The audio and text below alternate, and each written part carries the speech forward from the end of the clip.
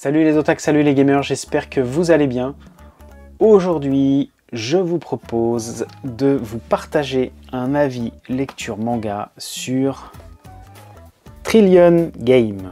Voilà, volume 1 et volume 2 qui vient de sortir en cette période de fin d'année. Franchement, j'ai hésité à faire une review après le premier volume, mais je voulais vraiment en savoir plus. Je vais vous expliquer pourquoi dans cette vidéo. Alors déjà, ce qu'il faut savoir, c'est que Trillion Game, peut-être que certains auront remarqué, je vais feuilleter en même temps, c'est un manga qui est dessiné par le même dessinateur que celui qui a fait Sanctuary.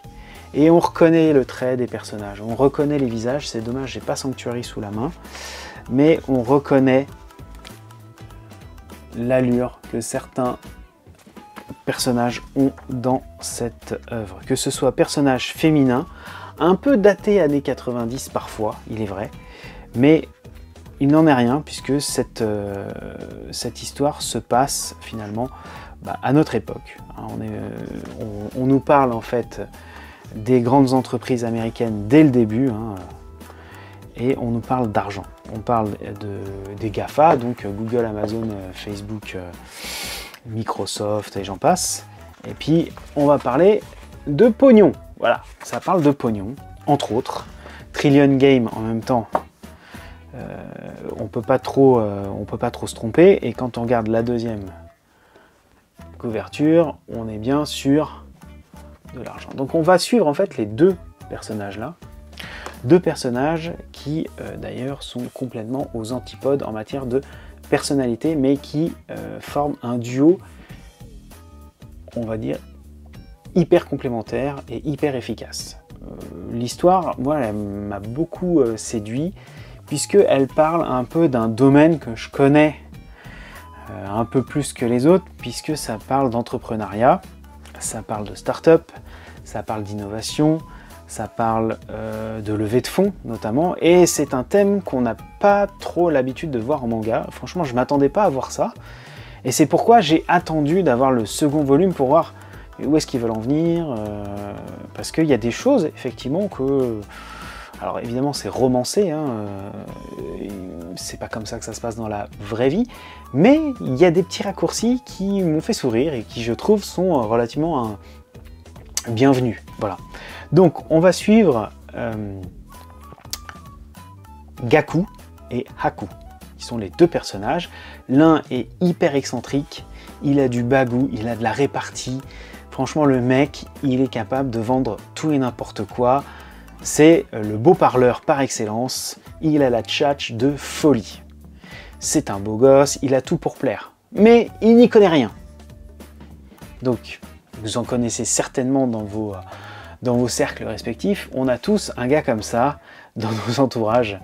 Et c'est assez sympa de voir ce type de personnage dans ce manga-là.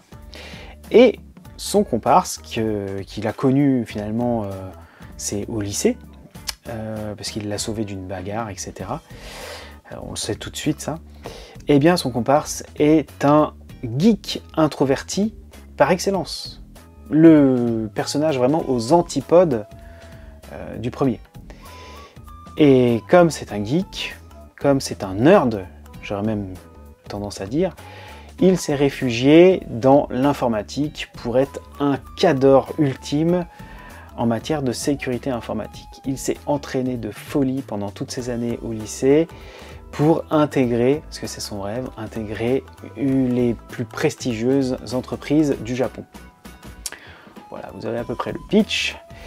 Évidemment, ça va pas se passer comme ça. L'un va décrocher les entretiens, l'autre va les rater. Évidemment, c'est la personne la plus compétente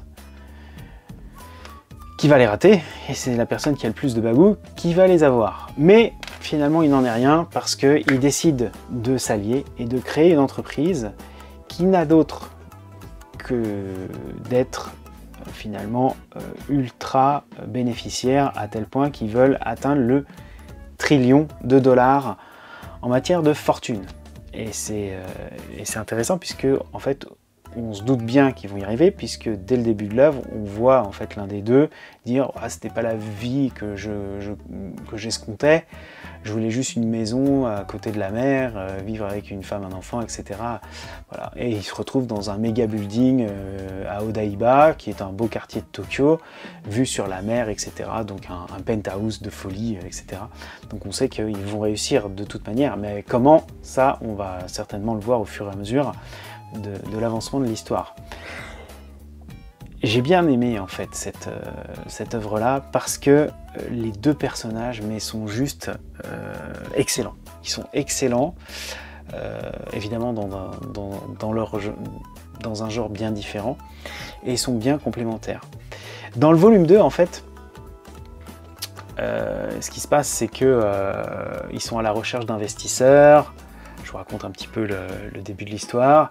Puis il y a quelqu'un qui, ce personnage-là en l'occurrence, va leur dire « Ok, je suis prêt à vous financer, je sais plus, 50 millions, un truc comme ça. » Et puis l'un des deux, celui qui a le plus de bagou, il se dit « Bah c'est bien, mais j'ai pas envie d'être dépendant de cette personne-là, parce que si ça rate, on va être obligé d'être à sa botte, etc. Donc on va se mettre dans une situation où on va faire de la pub pour nous, et il y aura peut-être d'autres investisseurs qui voudront investir plus encore que cette femme. » Et franchement, il trouve des subterfuges de dingo, mais c'est ultra culotté, c'est assez délirant même, et je me dis, mais franchement, ça m'étonnerait pas que certains aient même peut-être essayé dans la vraie vie. Alors, il y a un contexte très japonais, mais ça reprend certains codes. Il y a des hackathons sur la sécurité informatique. Évidemment, comme il y en a un qui connaît absolument rien au problème, il va essayer de filouter dans tous les sens. Il va y arriver ou pas, je vous dis pas. Mais en tout cas, c'est drôle. Ça m'a bien embarqué. L'univers contemporain et la thématique en tant que telle, moi ça me parle, donc c'est d'autant plus prenant, parce que je me dis ok, ils vont lever des fonds, mais qu'est-ce qu'ils vont faire? Parce qu'ils vont créer une entreprise, mais ils savent pas ce qu'ils vont faire en fait dans l'entreprise au début, hein. Donc voilà, et puis après ils vont engager du personnel, mais pour faire quoi? Et comment est-ce qu'ils vont les engager? Sachant que du jour au lendemain, il y en a un qui rate tous ses entretiens, et puis après c'est le boss d'une boîte. Voilà, donc il y a plein de trucs, on se dit mais quoi? Tout simplement quoi? Et franchement, il y a une bonne dose de fun, c'est saupoudré de bons gags de temps en temps. Ça se prend pas au sérieux. Ça c'est vraiment c'est ce que je redoutais à un moment donné. Je me suis dit, ils vont peut-être partir là-dedans. Non, heureusement que non. Et c'est vraiment bien écrit, je trouve, parce que y a des choses qui sont possibles dans la réalité, et il y a des choses qui sont complètement farfelues. Mais le mélange des deux fait que finalement on y croit, parce que ouais, pourquoi pas, ah oui, tiens donc, bon alors lui il a vraiment, on se demande comment il passe les portes tellement il s'y croit quoi, donc c'est assez drôle. Mais c'est drôle, c'est drôle. Il y a une séquence avec un entretien d'embauche tout au début. Le mec, mais il se démonte pas, quoi. Il parle le chinois, oui, il parle le chinois, et puis après il dit à tous les autres, mais il suffit d'y croire. Il baragouine quelque chose, tout le monde est subjugué parce que personne parle chinois, mais il fait croire que...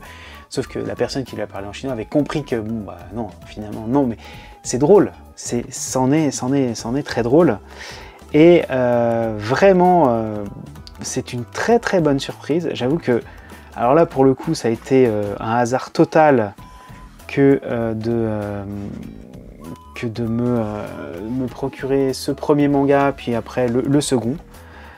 D'ailleurs, j'ai attendu d'avoir le second pour terminer le premier. Je me suis dit, je vais commencer le premier juste avant la sortie du second pour vraiment être bien sûr que la continuité et que le rythme de l'histoire soit toujours au rendez-vous. Ce moment-là est juste dingo, c'est juste fou. Bon voilà, là il y a des très très beaux visages hein, dans ce manga-là. Les expressions faciales sont admirablement bien retranscrites. Voilà, ça c'est un coup de comment dire, un coup de bluff qui fait de dingue d'ailleurs dans ce premier tome. Voilà, bon, je vais pas vous en parler plus longtemps. Vous l'aurez compris, hein, vraiment très très bonne surprise. Ça m'a bien fait rire. Je sais pas combien de volumes il va y avoir sur cette série. J'ai pas regardé volontairement pour pas me dire j'approche de la fin ou pas. Je crois que c'est pas encore terminé au Japon. Je sais pas combien de volumes ils sont. C'est une belle découverte. On est aux éditions Glénat. Donc il n'y a que 2 volumes. Le 3e devrait sortir, je crois, début 2023. Par contre, on est sur un volume un peu chewing-gum, j'aurais tendance à dire. Tiens, ça je vais vous montrer. Donc bon, ça c'est un petit peu dommage. Ça c'est drôle, regardez. Ça parle d'argent, donc là vous avez les deux personnages principaux. Dont un qui a le melon, mais alors on se demande comment il passe les portes. Mais c'est ce qui en fait sa force en fait. Parce qu'il a de la répartie, mais de dingue quoi. De dingue. Bah écoutez, j'espère pouvoir échanger avec vous dans les commentaires. Est-ce que ça vous a donné envie ou pas de lire Trillion Game? Je vous dis, ça parle de l'entrepreneuriat. C'est pas toujours drôle, c'est pas toujours accessible ce type de problématique. Là, je trouve que c'est abordé correctement. On s'échappe un peu de la réalité, hein, mais c'est quand même sympa. Il y a de bons gags, je disais.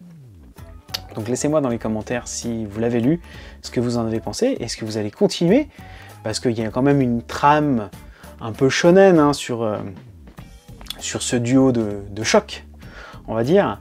C'est assez plaisant d'ailleurs à voir, parce que les personnages évoluent un petit peu, quoique pas encore suffisamment, mais on sent qu'ils vont un petit peu évoluer. Et puis moi je vous dis à très bientôt pour une prochaine vidéo. Hein. Petit pouce bleu bien évidemment, commentaire, franchement ça fait toujours plaisir, et puis un petit partage, et puis vous abonner si vous étiez jamais venu jusqu'à présent. J'espère que cette vidéo vous aura donné envie de rester. Voilà, allez, à ciao tout le monde, bye bye.